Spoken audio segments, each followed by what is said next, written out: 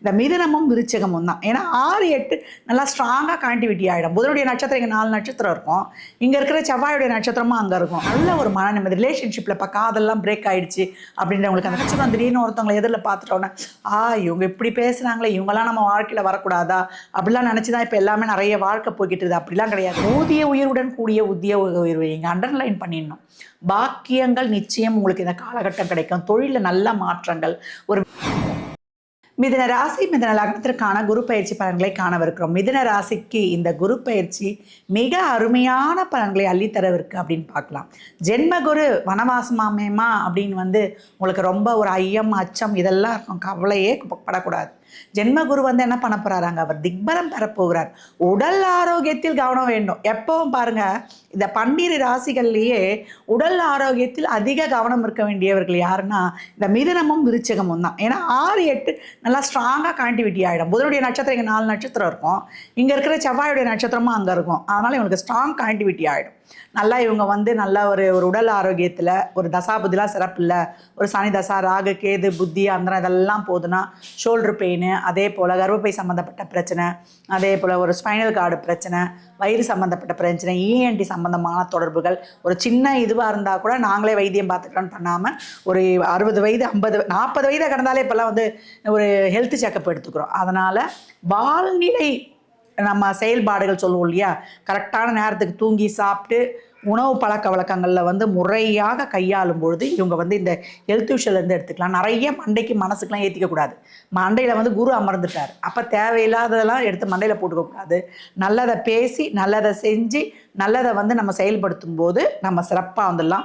அதை ஓவர்டேக் பண்ண தான் இப்போ குரு சிறப்பான பார்வையை கொடுக்க போகிறார். இதையெல்லாம் ஓவர்டேக் பண்ணுறதுக்கு தான் குரு அருமையாக உங்களுக்கு திக்பலம் பெற்று பார்க்கக்கூடிய இடங்கள் அவ்வளோ அருமையான இடங்கள்.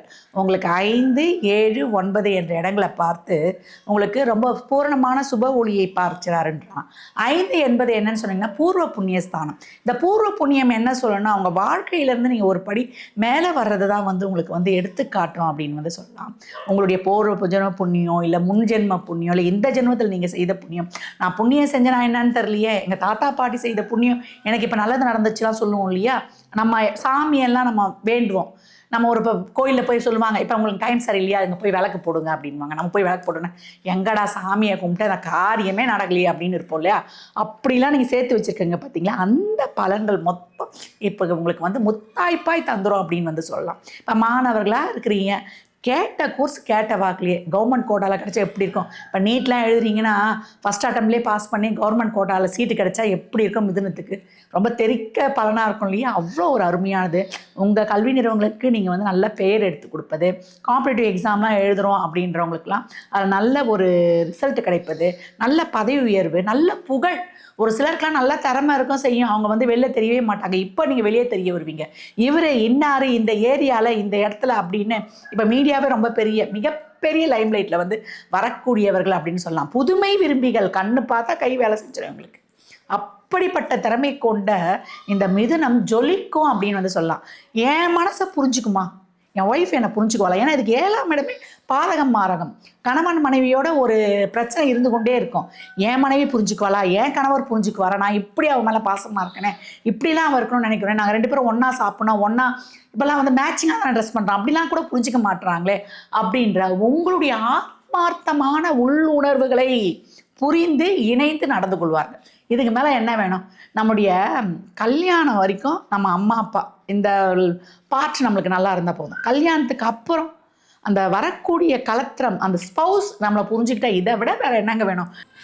கணவன் நம்ம ஸ்பௌஸ் நம்மளை புரிஞ்சிக்கக்கூடிய அந்த பாக்கியம் தான் இப்போ நம்மளுக்கு நல்லா சிறப்பாக கிடைக்க போகுதுன்னா, நம்மளுடைய உணர்வுகளை புரிஞ்சுக்கிறாங்கன்னா இதை விட வேறு பெரிய விஷயம் என்னன்னு சொல்லுங்கள். இதே 7ஆம் இடம் என்பது நம்மளுக்கு ஏற்கனவே புகழ் தர சொல்லிட்டேன். அப்புறம் கூட்டு தொழிலில் பிரச்சனை இருக்குது அப்படின்றவங்க அந்த பிரச்சனைகள்லேருந்து வெளியே வரலாம். இல்லை மனைவியே ஒரு பார்ட்னராக சேர்த்து ஒரு தொழில் செய்யலாம்.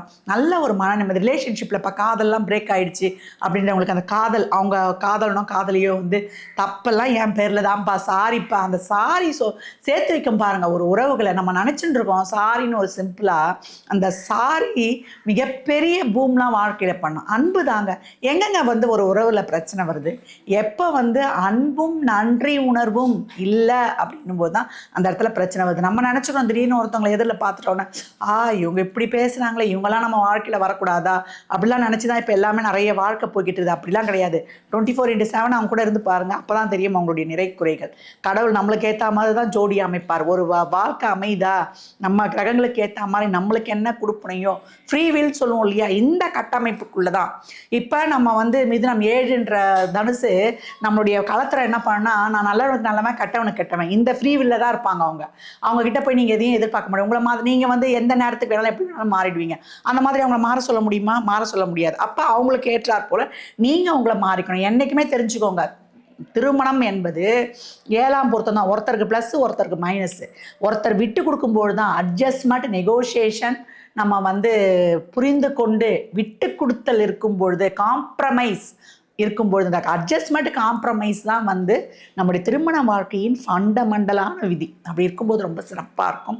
உங்களுக்கு பாக்கியங்கள் கிடைக்க போகிறோம். தந்தை வழியில் இது வரைக்கும் இந்த பிரச்சனைகள் நீங்குவது, தந்தை வழி சொத்துக்கள், பூர்வீக சொத்துக்கள், நல்ல வந்து ஒரு பதவி உயர்வு, ஊதிய உயர்வுடன் கூடிய உயர்வு இங்கே அண்டர்லைன் பண்ணிடணும்.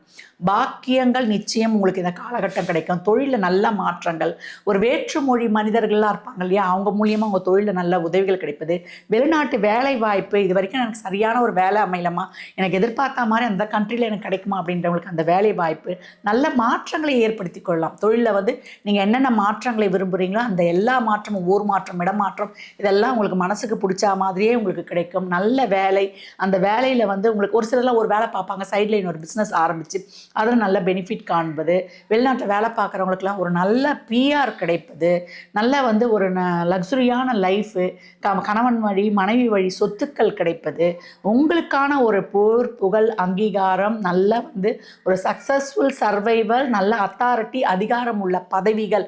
அதான் சொல்லிட்டேனே, உங்களை வந்து நீங்கள் வந்து நல்லா வந்து ஒரு வெளிக்காட்டக்கூடிய ஒரு திறமைகள்னால் ரொம்ப சிறப்பாக இருக்கும். வீட்டை விட்டு வெளில போகிறீங்க, ஒரு திருமணம், ஒரு வேலை வாய்ப்பு, இல்லை வந்து நீங்கள் ஒரு பொருளாதாரத்துக்காக இறங்கி எந்த ஒரு செயலுக்காக போகிறீங்கன்னா உங்களை தேடி அந்த உதவிகள்லாம் தானாக வரும் அப்படின்னு சொல்லலாம். இது வரைக்கும் இருந்த குழப்பம், பிரச்சனைகள், மன சங்கடங்கள் அனைத்தும் தீர்ந்து உங்கள் வாழ்க்கையில் மிகப்பெரிய சாதனைகளை மிதுனம் படிக்கும் அப்படின்னு சொல்லலாம். மிதுனம் மிளிரும், நல்லா வந்து ஒரு சக்ஸஸ்ஃபுல் சர்வைவல், நான் ஏற்கனவே சொன்ன மாதிரி. அதே போல் மிகப்பெரிய லைஃப்பில் பெண்களுக்கு தான் இந்த வருடம் வந்து ரொம்ப, பெண்கள்லாம் இப்போ நிறைய ஆண்களுக்கு நிகராக ஆர்மி முதற்கொண்டு எல்லாத்துலேயுமே வந்துட்டோம். பெண்கள்லாம் வந்து அது எந்த கலைத்துறையில் இருந்தாலும், அது சமையல், அழகுத்துறை, அதே போல் இயல், இசை, நாடகம், பாட்டு, இல்லை ஒரு மீடியாலலாம் இருக்கிறீங்கன்னா மிகப்பெரிய அச்சீவ்மெண்ட் சாதனைகளை பெறுவீங்க. சும்மா இந்த யூடியூப்பை பார்த்து எதனா பண்ண போயிடுவீங்க. அதிலெல்லாம் வந்து சாதனையை படைத்து முத்திரை பதிக்கக்கூடிய ஒரு முத்தான அருமையான காலகட்டம். மிதுனம் மிக சிறப்பாக வெற்றி கொடியை நாட்டும் அப்படின்னு வந்து சொல்லிடலாம். உடல் ஆரோக்கியத்தில் கவனம், இதை வந்து இங்கே கொஞ்சம் அண்டர்லைன் பண்ணிக்கோங்க. உணவு பழக்க வழக்கம், அதே போல் அவங்க லைஃப் ஸ்டைலை வந்து சிறப்பாக மாற்றிக்கொள்ளும் பொழுது இன்னும் பலவிதமான சாதனைகளையும் நீங்கள் வந்து அச்சீவ்மெண்ட்ஸையும் நல்ல ஒரு ஏற்றங்களையும் காணக்கூடிய அருமையான தருடம், பொற்காலமான தருடம். நல்லபடியாக யூஸ் பண்ணிக்க கொள்வது உங்கள் கையில் தான் இருக்குது. மிதுன ராசி லக்னக்கார அன்பர்களுக்கு என் மனமார்ந்த வாழ்த்துக்களை தெரிவித்துக் கொள்கிறேன்.